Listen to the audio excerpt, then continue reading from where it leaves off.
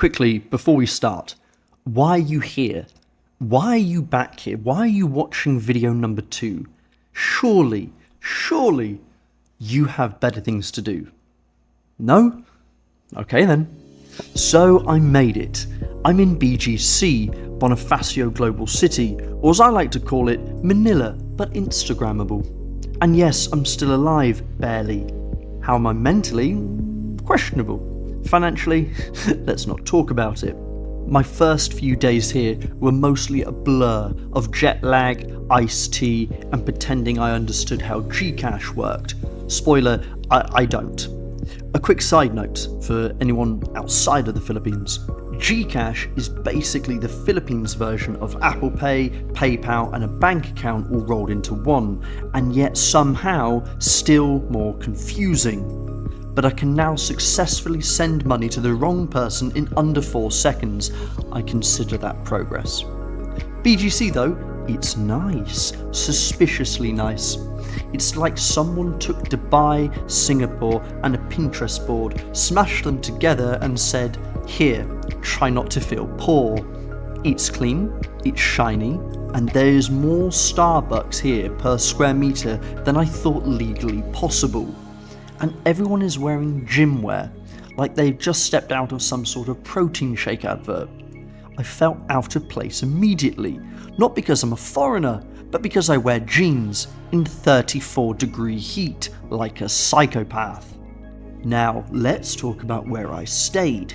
For the first 2 weeks, I booked a condo through booking.com, basically a studio apartment with a bed, a kitchen, and just enough space to cry in private. Oh, and to my fellow Europeans, a condo is short for condominium, which is just a fancy way of saying an apartment building that usually has a gym you'll never use. So where did I end up after that, I hear you ask? A place called McKinley Hill, right on the outskirts of BGC. It's technically not inside the shiny BGC bubble, but honestly, it's great. It's quieter, a bit cheaper, and feels less like a crypto convention. The nearest mall, or if you're in the Philippines, mall, is the Venice Grand Canal Mall.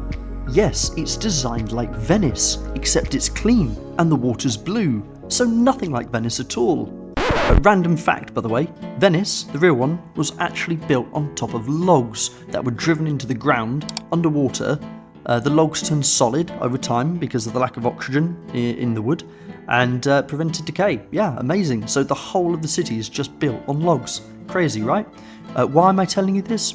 No reason. It's just a good fact you can steal for small talk later. You're welcome. Anyway, my condo is walking distance from that mall, which is ideal because I go there nearly every day to buy chicken and aggressively avoid sunlight.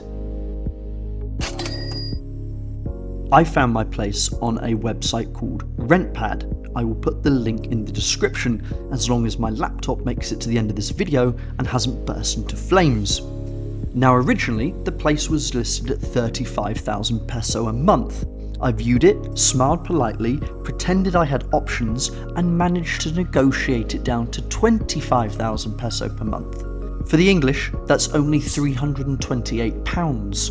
For the Europeans, €385. And for the Americans, $440. So just 1 month's installment of the newest iPhone.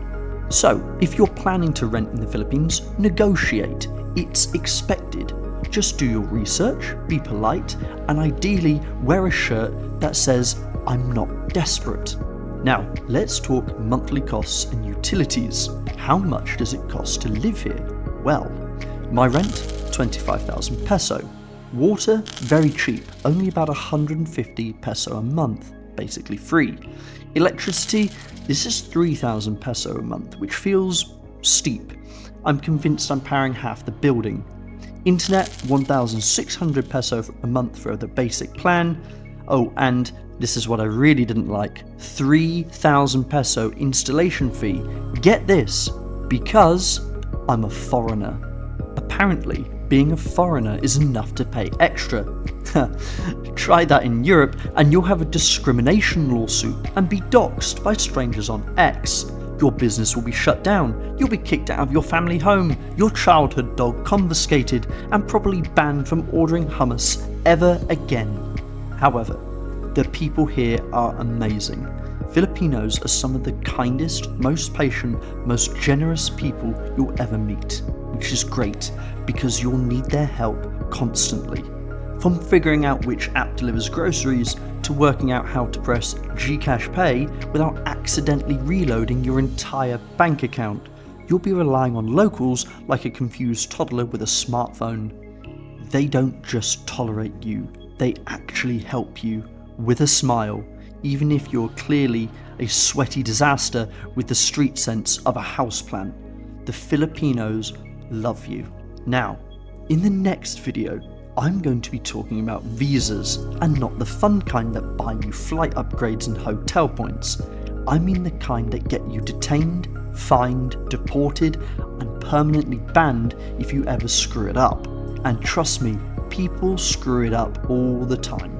I'll walk you through exactly what you need to do, how to enter the country legally, how to extend your stay without accidentally becoming a fugitive, and why just winging it is not a valid immigration strategy.